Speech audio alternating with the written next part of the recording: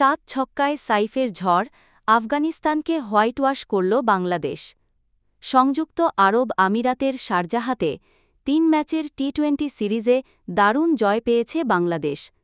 সিরিজের শেষ ম্যাচে আফগানিস্তানকে হারিয়ে ৩-০ ব্যবধানে হোয়াইটওয়াশ করেছে টাইগাররা। দলের জয়ের নায়ক সাইফ হাসান। মাত্র ৩৮ বলেই অপরাজিত ৬৪ রানের ইনিংস খেলেছেন তিনি, যার মধ্যে ছিল ৭টি ছক্কা আর ২টি চার। তার ঝোড়ো ব্যাটিংয়েই ১৮ ওভারে জয় নিশ্চিত করে বাংলাদেশ।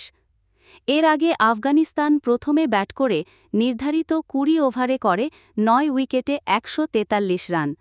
বাংলাদেশের বোলারদের মধ্যে দারুণ বোলিং করেছেন মোহাম্মদ সাইফুদ্দিন, তিনি নেন ৩ উইকেট। এছাড়া নাসুম আহমেদ ও তানজিম হাসান সাকিব নিয়েছেন ২টি করে উইকেট। এই জয়ে আফগানিস্তানের বিপক্ষে টি-20 সিরিজে বাংলাদেশের এটি প্রথম হোয়াইটওয়াশ। ম্যাচ সেরা হয়েছেন সাইফ হাসান আর সিরিজ সেরা হয়েছেন নাসুম আহমেদ।